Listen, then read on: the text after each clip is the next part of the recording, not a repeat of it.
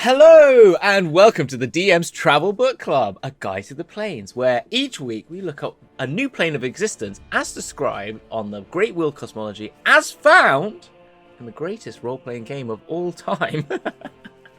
Wow. Wow, Hamilton. Wow, big claim. They Hamilton call it that. there. That's what they call it, the greatest role-playing They game, do don't call they? it that. They do. Dungeons and Dragons.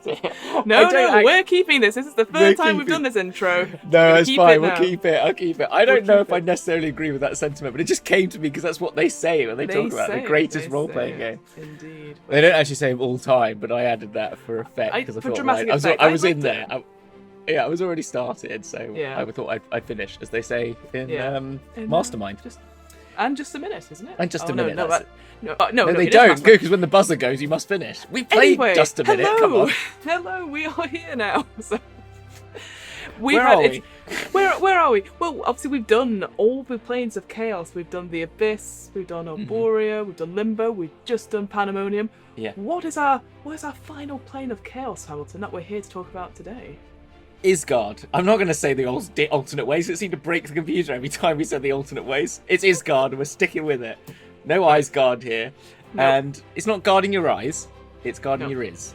So, whatever that is. It's 10:30. I'm done now. I'm done. You're done now. I see. Ysgard then. Yeah, it's so this is the Norse inspired plane. As we had sort of Arborea that was sort of Greek inspired, we now have the Norse one, which I would assume maybe a lot of role playing fans know a lot more about Norse mythology. Yeah. I'm not so sure, but I think with the you know. Marvel universe, everyone knows a bit more about Thor, Loki, Odin, Freya, Sif, Heimdall. No, Heimdall. Wow, Yeah. there goes my nerd credit. Can't even say. But they literally are now who I see Idris Elba whenever I hear Heimdall. Now that's it. There's no one else, and Loki is Tom Hiddleston. Tom Hiddleston. So that's it. I was like, the name. Thank you. He was like the pretty boy. I was like, yeah, Tom Hiddleston. I know who it is. Yeah. So so I think that's sort of. I think if anything, a lot of people come to it with a lot more expectation, I think, than others, and it has other interesting areas to it. It has elves in the way that Norse mythology sort of influences elves. The same with dwarves and with giants. They have their own variations on these commonly known things in D&D. There are elves and there are giants and there are dwarves all over the shop in D&D, but they are particular to this realm, and they have their own sort of. There are different end characterizations of those peoples. There are some fun physical conditions. It's not exactly the same. It's not the same extremes, I would say, potentially, as the others that we've seen. But it's very much more an extreme of emotion and people's attitudes comparative to physical characteristics, I would say. Even though there is an interesting physicality to it, it's definitely one that's much more easier to imagine, I would say. So with that, I should probably describe the geography of it. Unlike it's called a river of earthbergs. Yes. Which is an interesting term. I was going to say, for me, as soon as I think of earthbergs, my mind jumps to fatbergs, which again I would not. I was going to say, don't Google fatbergs. Okay. Essentially, I will describe it, and then you can see if you want to Google it or not. Essentially, in London, you know how we have these sewers? Oh, I do know what you're talking about.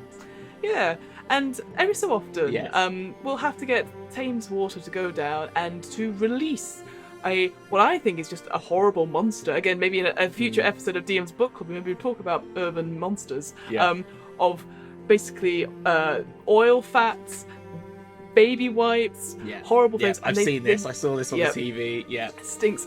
It's animal fat. It's just all the stuff that's been put down. But they can be huge. They released a couple of years ago when I used to live down the road in Whitechapel. I just remember them opening up the ground, and I was like, "What's that?" So anyway, earthbergs, they're not like fatbergs, but all I can see is fatbergs in the sky.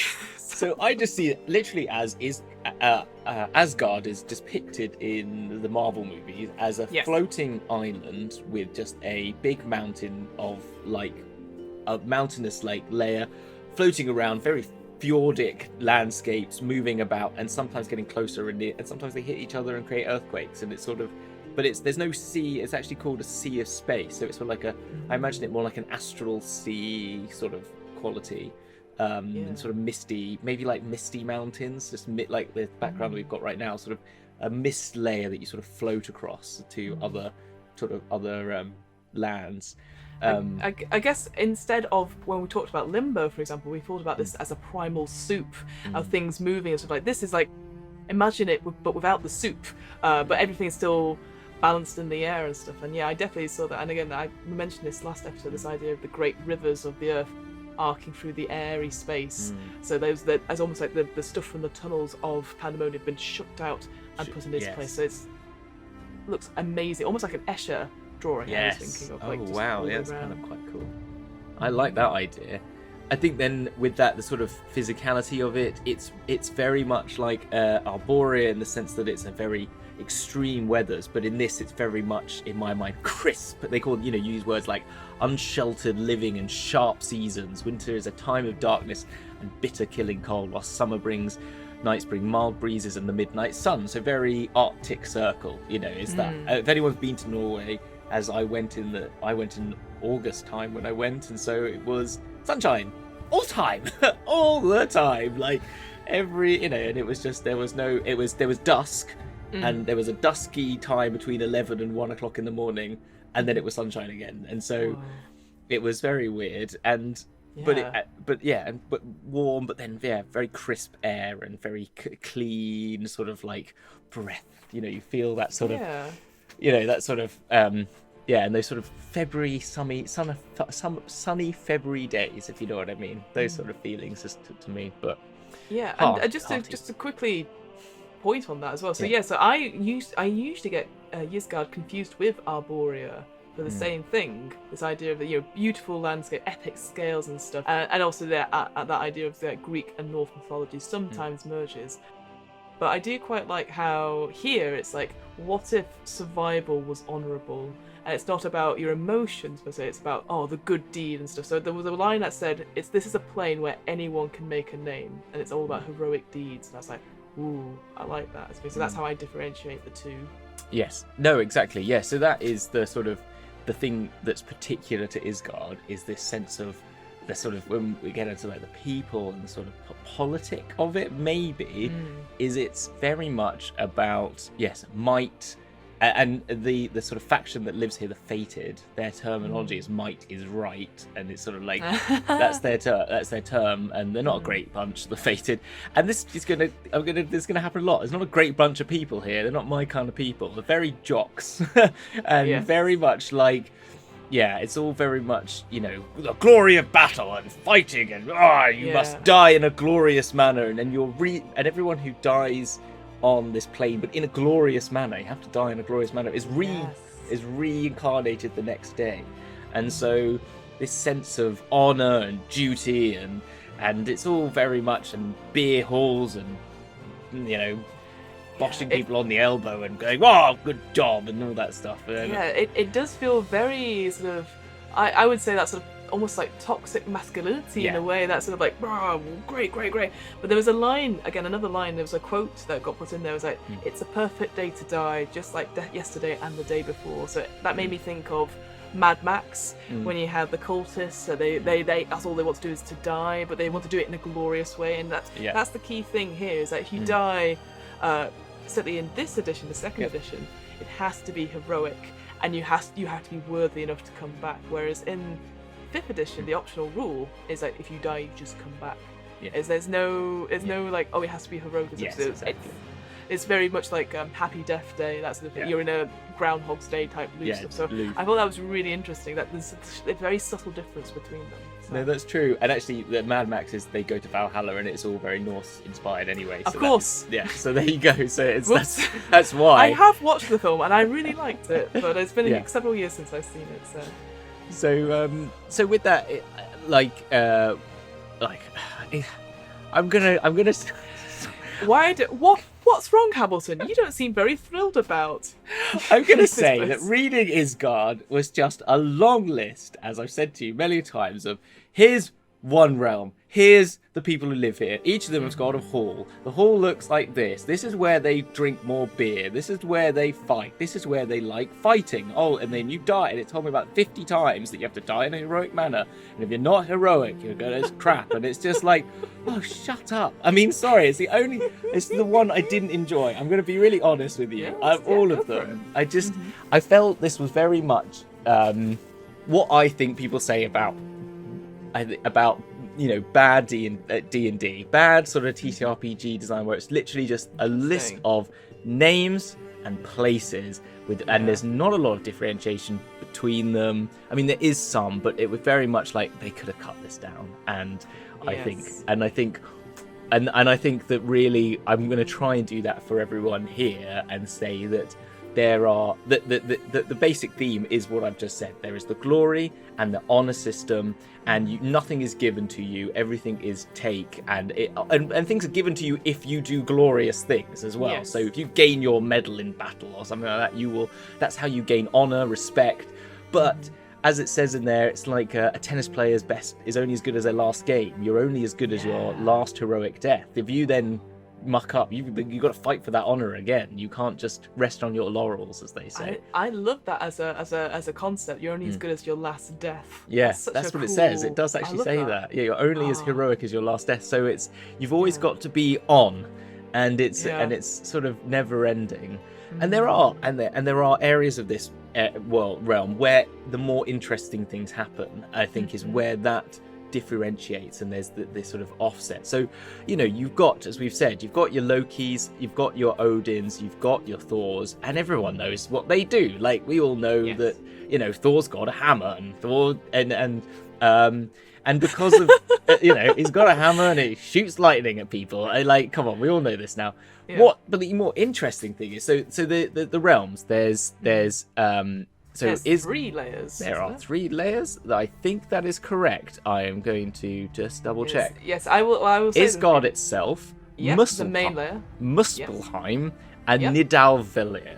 Yes. However, each of them have got a billion realms, right? So we're going to go through these quickly and concisely, because that's the only way. Ysgard, first layer, right? Named after it, right? Alfheim. Alfheim is where the elves live.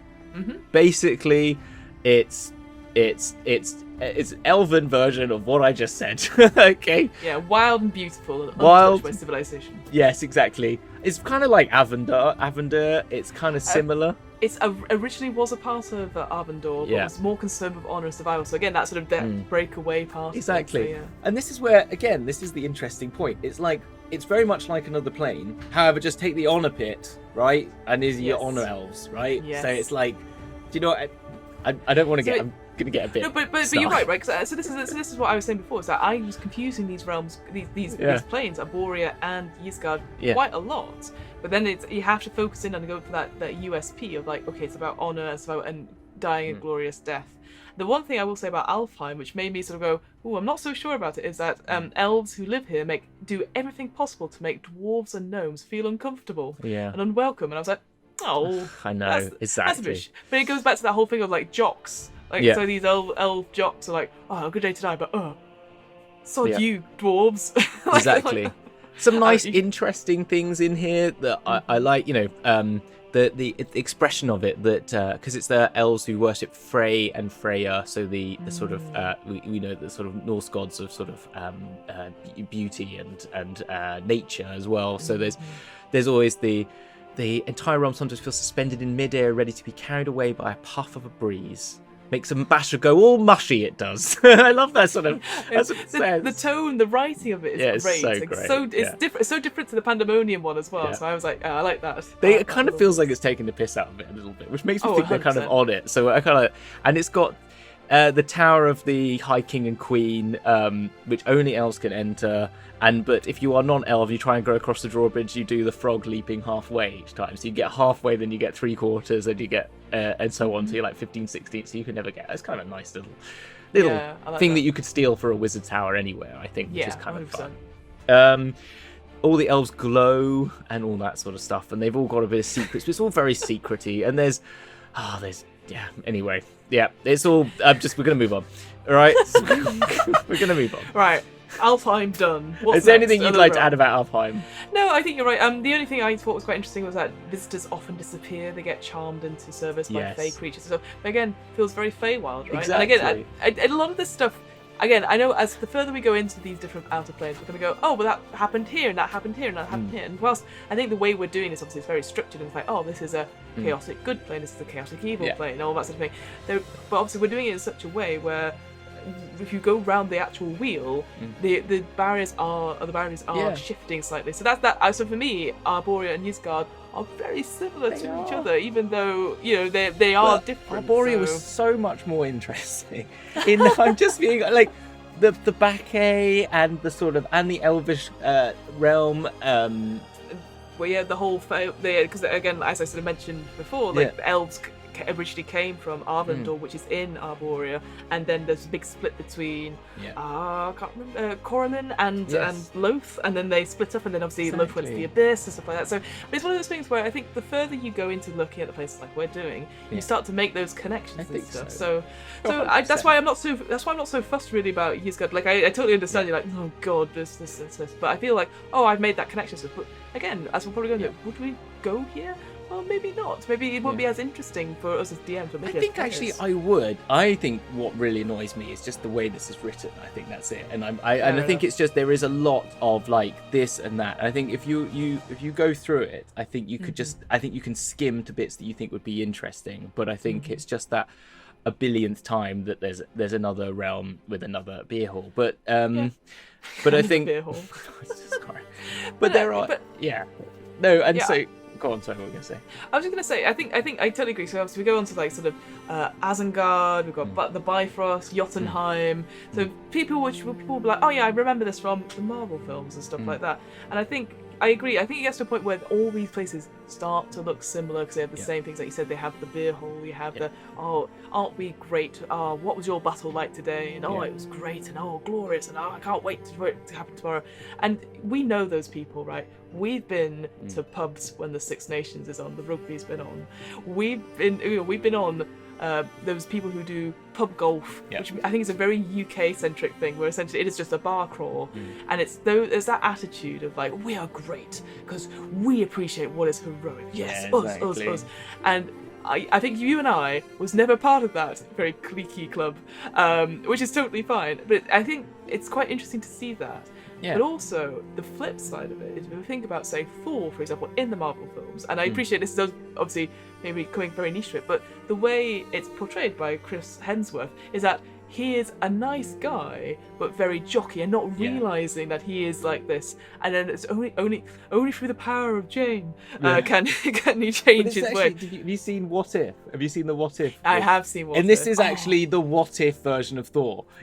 Party central, always out. Hey, Loki, come on, let's have a party in Earth. And it's just I would highly recommend those people. So the episode we're talking about is what if Loki and Thor weren't brought up together and they were separate, and it's such a great episode. It's so you can tell they all had fun doing that episode. So it's that party central, lads on tour. We're going to Midgard, which is Earth. Oh God, it's all going to chaotic stuff. So and I think the thing with this as well, and that note, it's just like when you get to Asgard. So Asgard is where all your faves live, right? That's where all the big names live. All the big names. All the big names, all the big because it's literally the Beverly Hills of Ysgard because they don't have towns, they have numerous huge estates. The halls of Aesir, which are the gods, are huge, splendid fairs, gold and silver mansions that serve as the home of powers only rarely. More often they're the site of feasting, harvest festivals, weddings and other celebrations of the petitioners and plainers that live in the surrounding estates.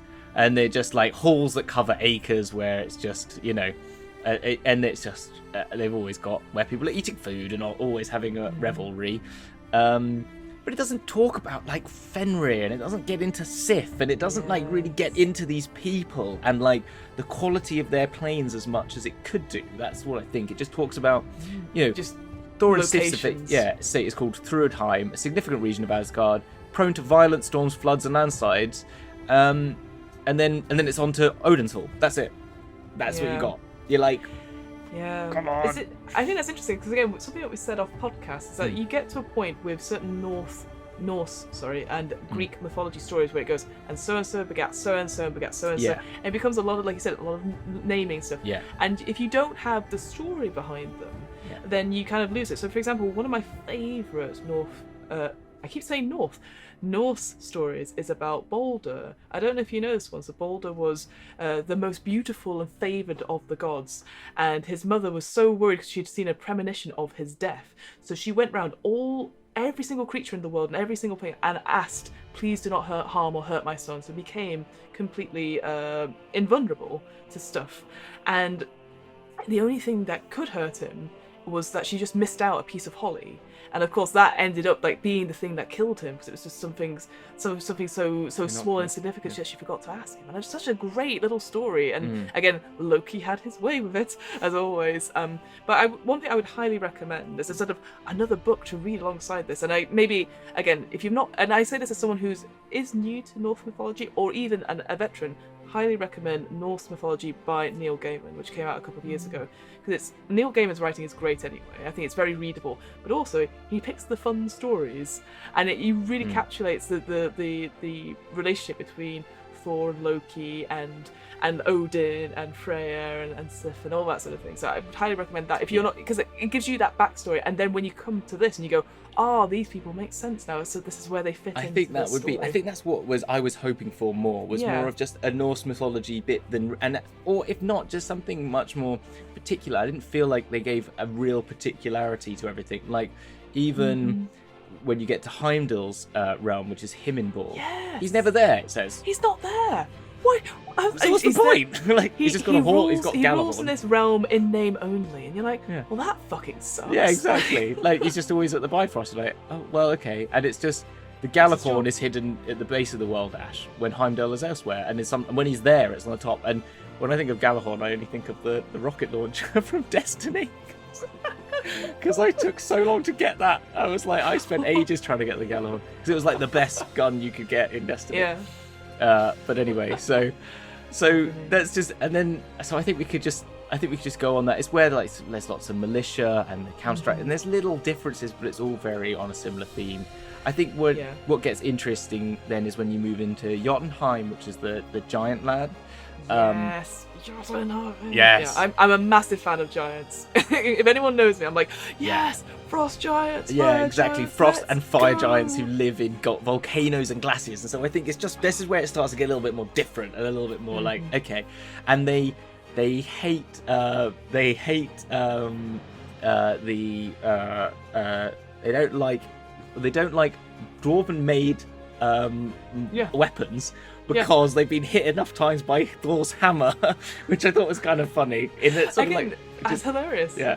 So if you've got a dwarven made item, they're just sort of like, that's the same that's made. I always get hit by Thor's hammer. I thought it was kind of funny. But again, then it starts to go into the classic hatred of dwarves, which is not cool. But it's not cool. But one thing I do like is that if you really want to explore giants in their natural realm, this idea that as a what's looked down upon, because they would look down on smaller folk anyway, is that you have to prove you're worthy of their time before you can ask them for a service or a favour. Yeah. So whether that's wrestling with a giant or proving your strength or anything like that. Or even intelligence-based things, I think, which is kind of good, because it kind of is just like, again, it says in there, like, everyone just thinks giants are slow and stupid. No, they are not. And it's good that it just makes that point, because it's kind of like, and so, and with that, it's kind of, it's good that you have this, you can, so if you can beat them in a rhyme, or like in some sort of like a limerick, or riddle. That's the word I was looking for. Riddle. But again, that would be so much fun for a GM, because you're like, because everyone's like, all right, we're gonna get the giants. We're gonna show them a test of strength, and you're like, okay,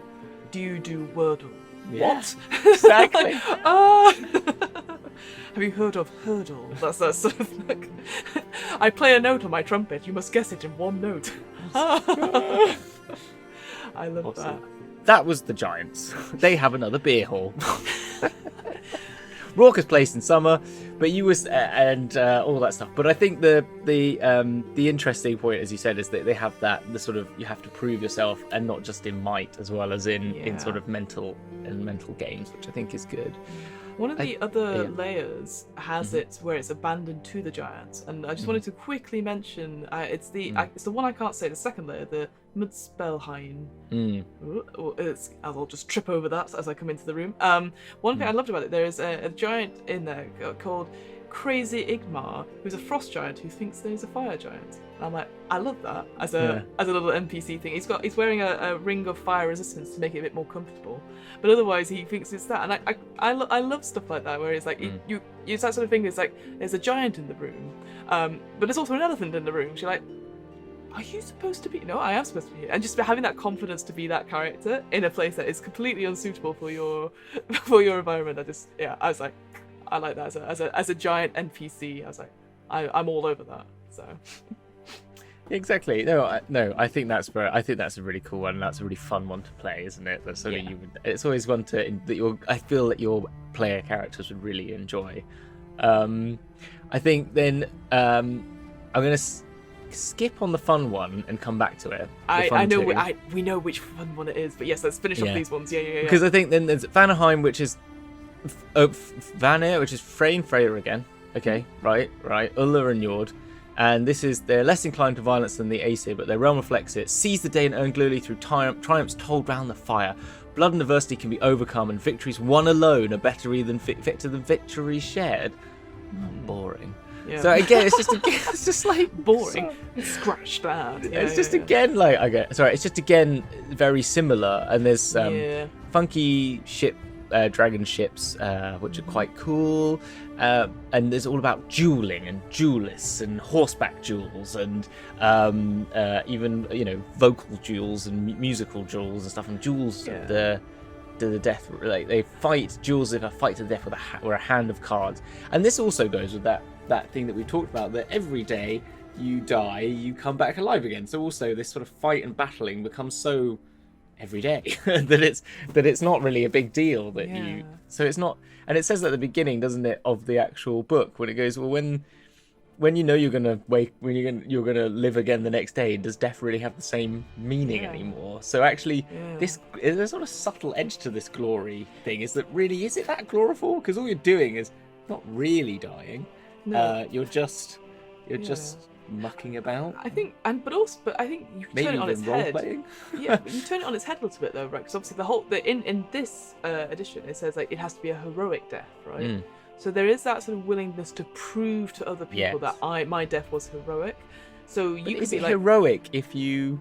Well, that's it, right? So say if it was a duel of wits, or a duel, like, cause I love that idea that it's not necessarily fighting combat. You could try it to something else, and then you're like, oh well. How dare you? You've won. I will go. I don't know, kill myself, or whatever. Or when the power of the words, you have a heart attack, or something like that. I don't know. But the fact is that you have to put everything into it, and it gets to the point where it's almost that sort of like obsession to do better.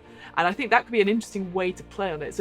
I think we've maybe, I totally see it, because instantly like, well, it's going to be fighting to the death. But actually, if you make it so it's like, well, it has to be honourable. And if for whatever reason, like, I don't know, your players, they come into a combat by accident and they help the wrong side in quotation marks, and they're like, no, I should die, I have to die, because I'm actually, you know what, I think this is where that chaos comes in, and it's actually, they're slightly crazy, in a sense, and it's sorry, not crazy in like crazed, it's the word I look for more, actually. It's more like a crazed desire, endless desire. Obsession, right? It's obsession, yeah. And actually, it's very interesting, actually, when you put it in that. But it's more interesting to think it like that, because again, thinking back to that Arborea stuff, right, where it's all like emotions and parties, and that is slightly crazed as well, because the back end becomes very crazed. But like you said before, apologies, I can't remember if it was this episode or the previous episode when you talked about this adventure hook where you're part of this ongoing party which gets out of control, and you're a part of it. Same sort of thing this side. It's that sort of thing where on the inside it looks completely normal, it's an everyday thing, but on the outside, but I think you're right, it has to be, you have to signpost it in a way going, oh, it makes sense, or you connect on it some level, you see, you're like, oh, I get it, but it's not for me. And I think that's the important thing, otherwise you think, oh, it's just constantly fighting. And I think the thing that really, as I said, gets me is the writing of it is there's so many similar things, and I think it's where it becomes different, where it's more interesting. So a simpler one is the Skeinheim, which is, it's better to give than receive, best to have nothing and thus everything. And so again, it's a very extreme version of like honor, but the honor of selflessness in this sense, where it's literally like, every and they're called the ring givers. So they will be the only people that actually will be helpful to you if you turn up. Yeah. And they do. So if you won't, like, everywhere else where you'll be like, well, go on, you've got to fight for yourself. Well, these are the people that be like, oh, come on, what do you need? Do you need, do you need an axe to fight in this battle? What they're always, but again, they'll be your. Going to that extreme as well, they're like, no, let me help you. Oh, no, but please, I can help. I can do this. And you just get to the point where, like, too many offers of help. And that was so much fun to play. Because you're sort like, of like Monty Python-esque, isn't it? Like, the sort of, like, that's where, I kind of like that. Organising by committee, sort of. And you're like, oh, there's too many people who want to volunteer. But you know that they'll all help, but you don't know. It's that sort of thing where they'll help to how they think it should be helped, right? That heroic help, rather than what actually could be done. Like, I just need a plaster. No. Let me bandage you up so you'll be safe and protected. Yes. I will be guarding the Exactly. door. I will be giving you the medicine. And you're like, I just need a plaster, please stop. All right, and now I'm getting more excited about it now. Thank you. See, this is why we need both of us, because if it was just me, I'd just be like, bugger it. But it's true because you have to think about it. You got to. Because this is the thing. What is interesting for the players? The interesting thing for the players is that if you die, you come back, and that's the thing with the 5th edition one, is that you just die, you come back. The glory of it. That's the key thing. Is that emotion, the adjective is what the thing is, and just turning it, like inverting it so it is 100% the extreme or the opposite. I think that's the interesting thing. You as a DM have to think about. So, but I completely agree. You know what? This is what's great about doing this show. I must admit, is that the thing is, and I'm gonna keep blaming the book, but I shouldn't. I'm blaming the tools, and I shouldn't do that. A bad workman blames his tools, don't they, as I say. But like with this, I got so bored reading this. Do you know what I mean? That I got disinterested and I lost faith. And thank you, Fiona, for bringing back that faith in this. But I think it's true, right? Because I think any sort of big history, and this doesn't just go for Norse and Greek mythologies, lots of other mythologies, when you have lots of names and if you don't connect, if you don't have an emotional reaction to one of the stories, you're just like, oh, it's just a lot of names, a lot of dates, and they're not important. And this is the big thing. And I know we talk about stories all the time, but what this misses is that there's too much detail and not enough stories in it. But maybe it just assumes that you will know these stories because Norse mythology is everywhere. I don't think that's necessarily true, actually. That's why I'm recommending the Norse mythology by Neil Gaiman, because that was such a succinct. Here's the interesting stories that he found interesting when he was doing his research, but in his style, which is very accessible. So I totally see what you mean. It gets to a point where you have all these lists of people, and you're like, how is this person different to this person?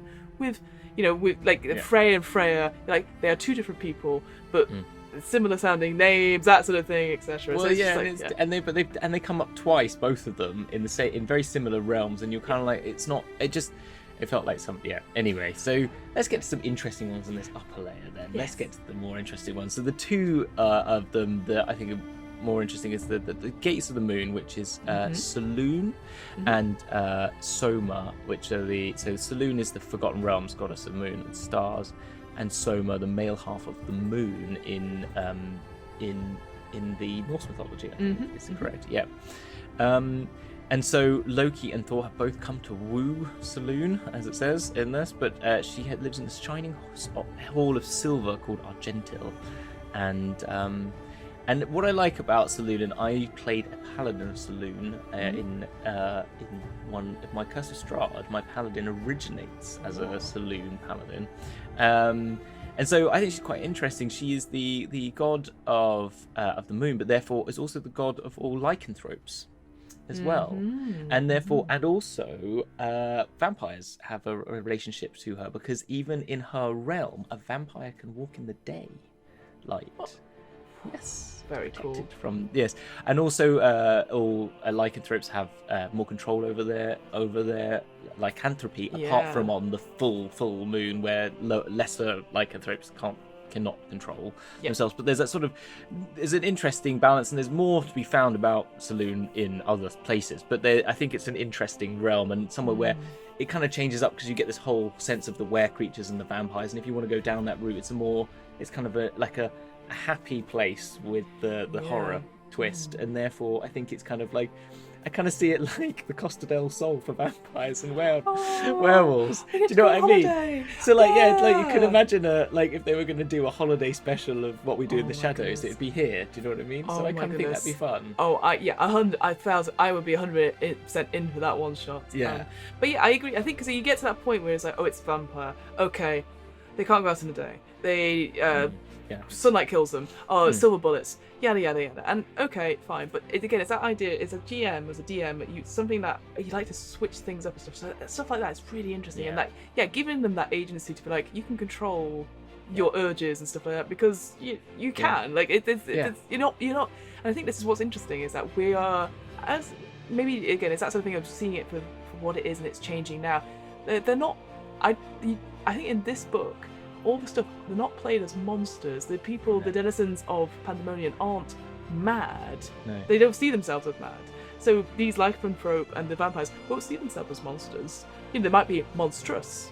We've done this before with our villains episodes and stuff. So I think that's a super important thing to say, that they're monsters. They're people that you can fight, but they're not.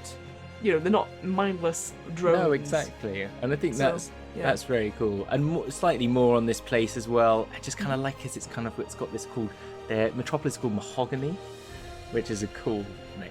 I love that. What a great name. And it's a swampy river delta of bayous and hidden inlets. So it's just, for me, it's that old school New Orleans sort of like, kind of feel like it's got this always beautiful mask of new moon carnivals. So you can just imagine this sort of like very chilled vampire holiday New Orleans. I like it. I really like the idea. And the ordinary and the extraordinary. I like that. Exactly. And the proxy is Ulena the Fox, a suspicious, conscientious guardian who personally questions all visitors because she's interested in keeping the violent and glory-seeking his guardians out. So this is where I'd head, because I'm like, I want the cool, funky emo kids who don't want to. This is my party. Hey, do you know what I mean? Yeah, you're not on the list. Go away. Yeah, exactly. You. Yeah, all the sort of like, vote for this, can all stay out and we'll have a nice time. Have a nice time with in our carnivals. So I just kind of enjoyed that. And then Meritet, which we mentioned in passing last week. Yes, I love Meritet. Which I love. The character is how it describes it: stretch, lick, groom, slink, stalk, wait in silence, game comes, sniff the wind, leap, run, kill, tear the hide. It's all, and then, stretch in the sun and groom bloody paws, then nap, dream about the next one. It's like, oh, it's cats. It's cats. The inner monologue of a cat. And that's the thing. I'm sure when we get to Beastlands and all that sort of thing, it'll be similar sort of things. But I love everything about it.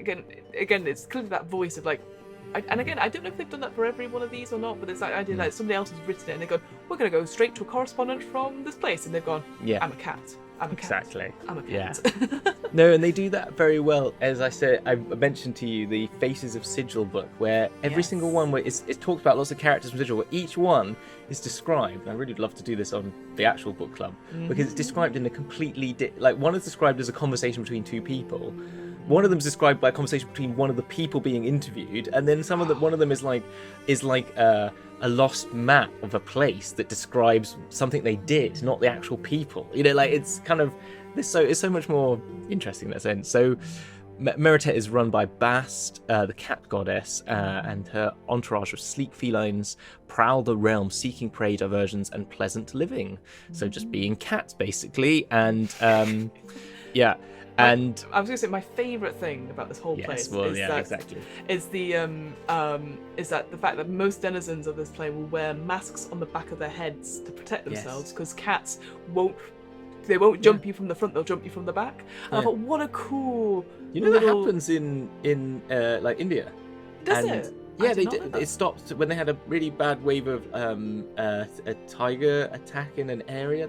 People go around wearing masks on the back of their heads to stop them being jumped. That's so cool. Yeah, it's an actual thing things do. I mean, I don't know if that was an apocryphal story I read on the news, but I definitely remember hearing about it. But it's such maybe because we don't necessarily have tigers outside. Although I look outside, I'm like, oh, I don't know, but.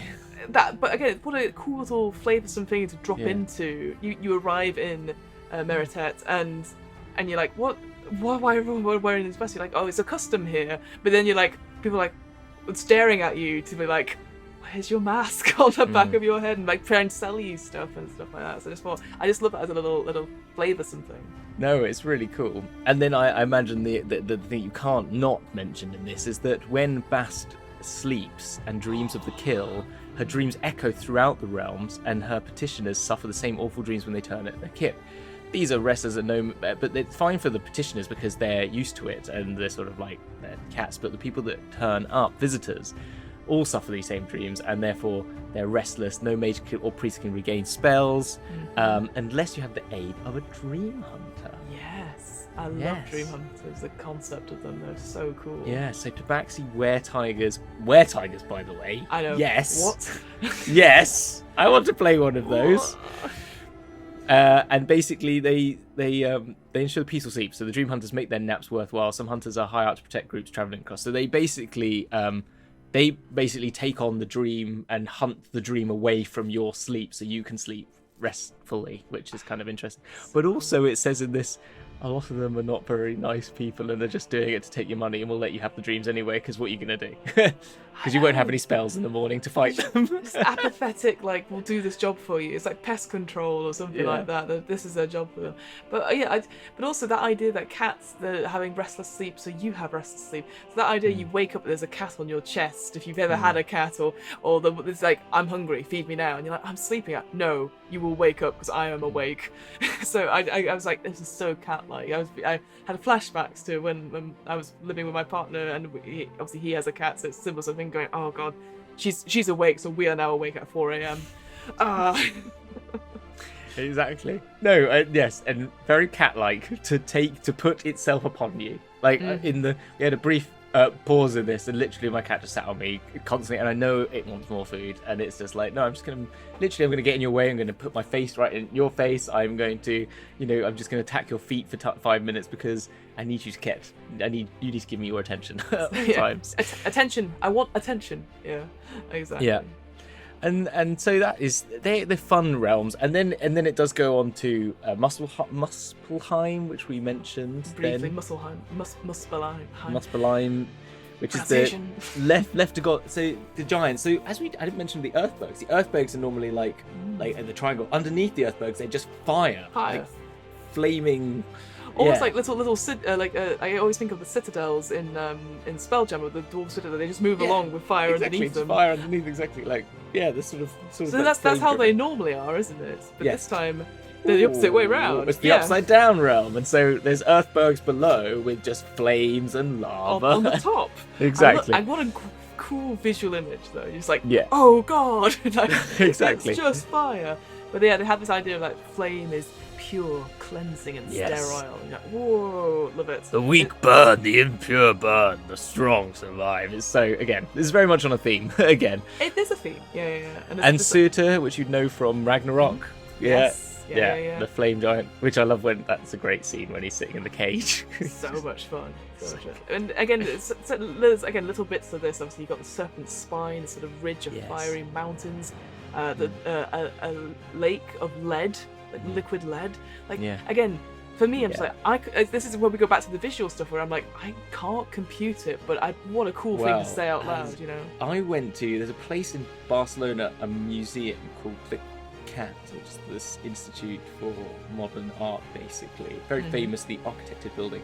And it has an installation there where it has a mercury pool. Oh my god. And it has like a mercury fountain. It's very small, but it's big enough. It's big, it's like a room size. And it's quite cool. And so I can imagine what a molten lead looks like in that sense. Like it's just like a river of lead. So it's something quite. I can just imagine it's like that. Just a lot of mercury. Yeah. Oh god. That also sounds incredibly dangerous. I mean, like a lake of lead. You can't get to it because actually you see it through. It's in a courtyard between two buildings and a very small one, and you see it through a window. So you actually can't get to it. You just see it through a window. But it's it's a nice little installation. I've learned something new there, so thank you. And like a lot of areas in this, there's a lot of connections for Ysgard. I know we're kind of going around a bit. We haven't talked about magical effects, but it's very well connected.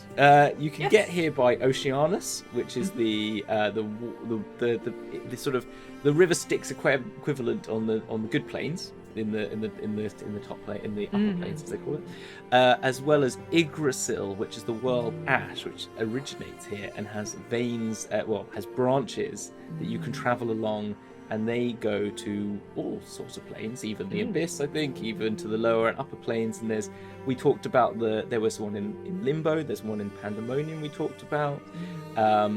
Loki's hall in Pandemonium has what? It's like this idea of these branches like stretching out, and then again, it's that idea of I think we talked about it again in one episode of DM's Book Club about the big I can't remember the name of the place, but it was like the Minsk and Boo's Journal of Villainy, where it was like an elven community in a tree. Yes. The tree itself goes.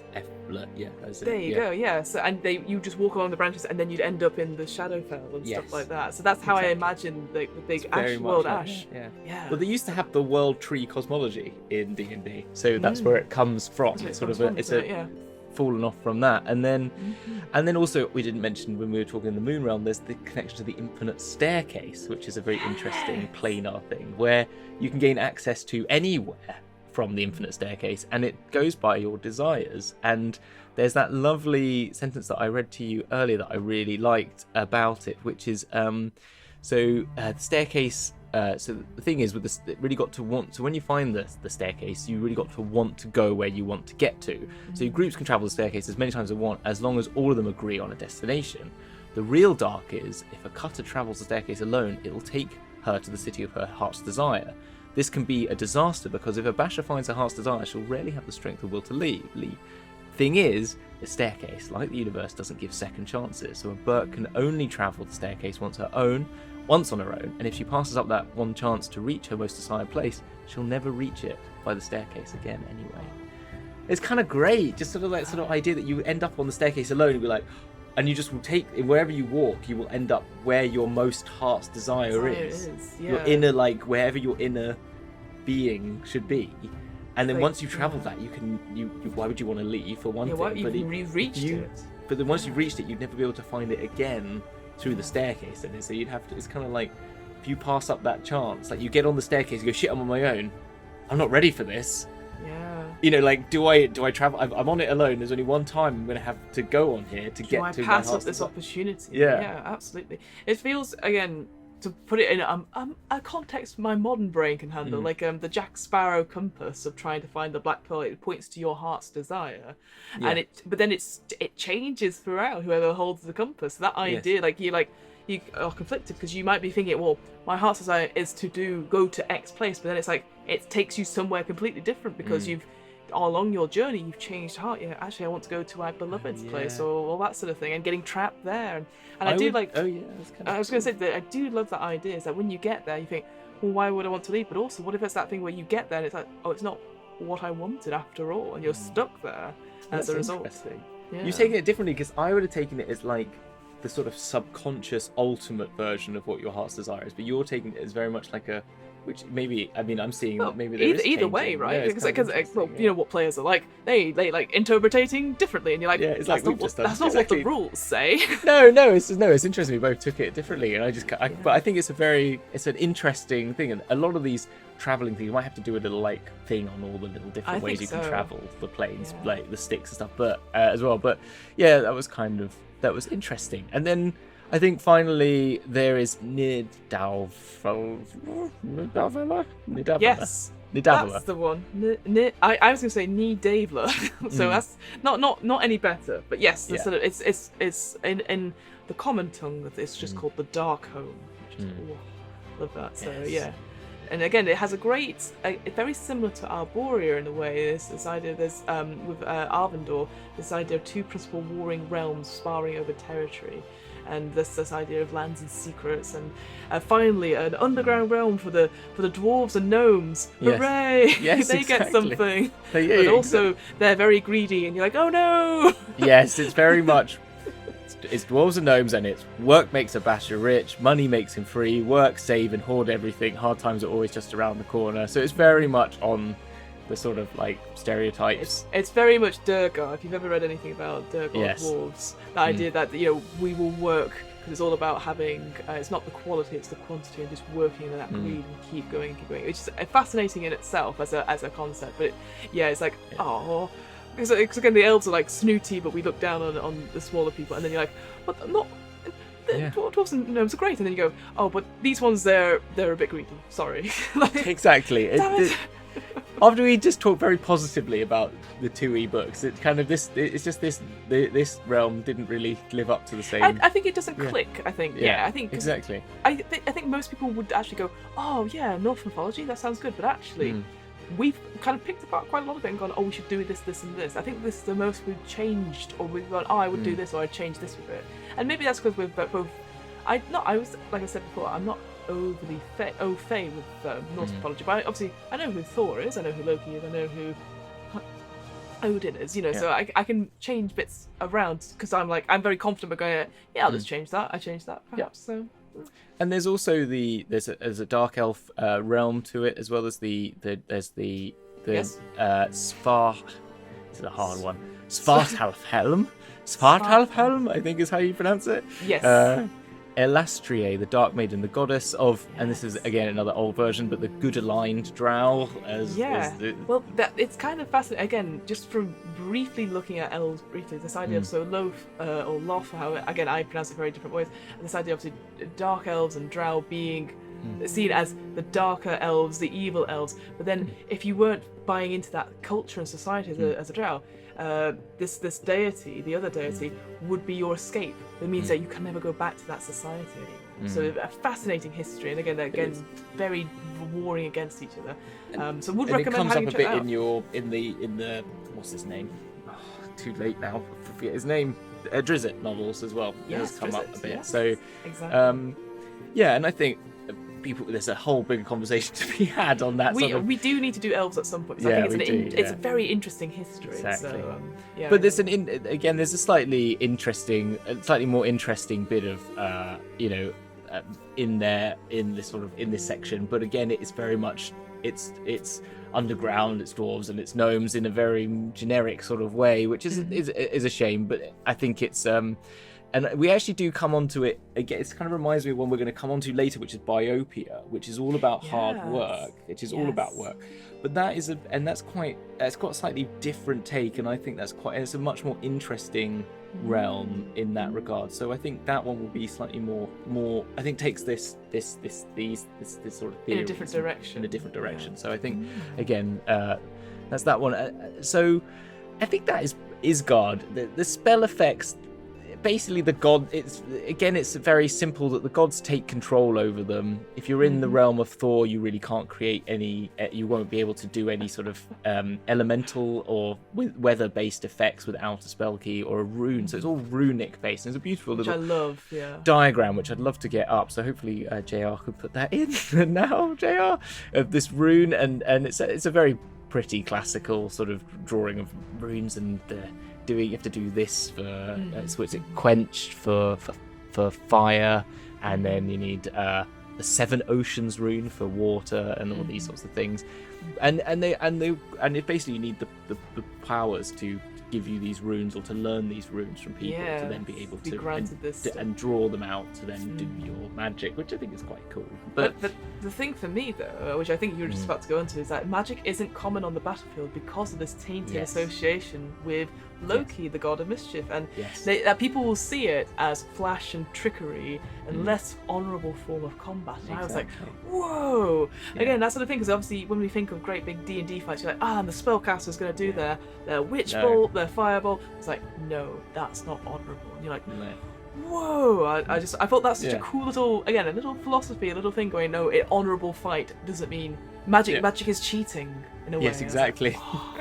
Love it. The flash and trickery. They're so the sort of eating is cheating people, aren't they? Do you know what I mean? That is it, isn't it? It's the eating is cheating of the battlefield. To the point where it goes on to say that healing is looked down upon because it's like those who bear pain but still accomplish their tasks are much more respected. So it goes back to that whole idea of toxic masculinity, which I can't say. It's so late, I can't say it.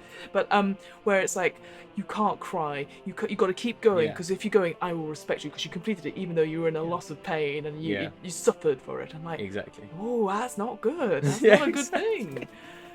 So yeah, I just, but again, they're very. I think that's the thing, because they're so small, you could possibly miss it in the grand scheme of things. But I think it really flavors that sort of how because you could say this to your players as someone goes, "Oh, let me help you." You go, "No, I cannot be. Don't do it." And you do it anyway because you're like, "Well, I'm a good person," but they see you as the worst thing that's ever happened. And I think as a player, you'd be like, "Oh, this is a horrible place. These guys are these people are off. They're on some sort of sauce. I don't know." Yeah, exactly. And I think that's the thing with the planes in a general sense, isn't it? And I think that's what's quite fun about them, is that they are, and the Planescape thing is it's extremes. It is always extremes. And I think, and so people are going to resonate with one extreme more than the other, because that's what you are. So there will be people that love this idea, and people, and there will, and also, you've taken, the way you took it was very interesting. The fact that you would want to Monty Python it up, and also just the sort of weirdness of it is kind of interesting in itself. So there's something to be said about it. I think it's not one I'm rushing to go to. No. But then I would just play it like I just want to do it so that I could be Loki for a bit. Yeah. And that's it. I think that's a really keen point as well, because it does say the Norse deities do walk often in disguise, as they do in the stories. So you're very easily more likely to meet a deity compared to some of the other realms. Yeah. So for example, Arborea, unlikely to meet Coraline and all that sort of thing. So I thought that was interesting. But I think for me, the reason I would probably bring in Ysgard to my players and stuff, like, because I've said it before, I've loved giants. I think they're great. I think here you could have, because it talks about you can have like giants and these guardian trolls and this idea, and that they are, like you said, more civilized and they're more magic adept. They're not dumb, in quotation mark, creatures that are, you could have a proper Attack on Titan but with the intellect of a level 20 wizard or something like that. And I just was like, that would be so interesting to play in this setting. So there's definitely things in it, but compared to some of the other planes, maybe it's not as obvious straight off. So I definitely agree with you there. So. And with that, I think that leads us on very neatly to our next week's one, which is that this is a plane of battle, but is a chaotic plane of battle. And we are going to talk about planes. We're going to be moving from the planes of chaos into the planes of law. And we will start with one that I think is actually slightly more interesting variation on this theme, which is Acheron, which is the realm of conflict in the sense of endless battle. It is endless battle on these floating cuboids, Borg cubes. It looks so ridiculous. It is ridiculous, and it's just like, and I think that's the more interesting. I think it is the sort. That is the true. This is the sort of, like, I see this Ysgard is like the fantasy battlegrounds, right? This is your LARPing grounds, if you know what I mean, because it's like, it's not real. It's, you just wake up the next day, whilst the real battleground of the plains is Acheron, basically. That's where where everyone goes to fight. You know what? That's so funny. I love the idea that you've just called Ysgard a game. What was it? Fake gamer girl. That sort of idea. They're fake jocks. They're not like proper. They're not proper things, because they're all about the glory of it. And then but they still come back the next day. It's totally fine. Like, it's not real. There's no honor in the fact that there's nothing actually. But they define what is honourable. No, I know. They say it's honourable, but like, you're like, that's not honourable. Yeah. And you're like, but it is, because because the base of it falls out. So this was kind of funny about it. And so anyway, so I think that Acheron is an interesting one, and that is, I think that's a good place to that's where we're going next, isn't it? So what else will we find? Oh, I just hit the mic. What else will we find in our planes of lore then? I'm so excited, because we've got all sorts, really. Yes. We've got, as you said, I got the one I can't pronounce, so you've done that one for me, so that's fine. We've got the peaceful kingdoms of Arcadia, the Nine Hells of Bator, the Clockwork Nevada, the Clockwork Las Vegas of Mechanus, which is I can't wait for Mechanus, because that's my favourite, and Seven Heavens of Mount Celestia. So all wildly different, but again, always with that theme of lore. And so it'd be nice to sort of come around the next part of the second third essentially of this big wheel, and look at those. I'm really excited. Yeah, I think they are really good. They are really good fun ones, actually. I think as much as there are some in the ones after that in the conflict section, I really, I mean, we're going to go to battle, which is clearly a fan favourite, isn't it? You know, it comes up a lot. Mechanis, we know why we both love Mechanis, because of Modrons. We've mentioned them about a billion times already in this show. Arcadia is very interesting as well, because there's little written about it, so I always I'm interested in that. Celestia is a very strange one as well, with all the endless mountain that just keeps going endless mountains, up. the 7 layers, but you never know how to get up them. Exactly. And we're gonna meet Bahamut on there. I think the Platinum Dragon lives there. Yes, he lives at the top.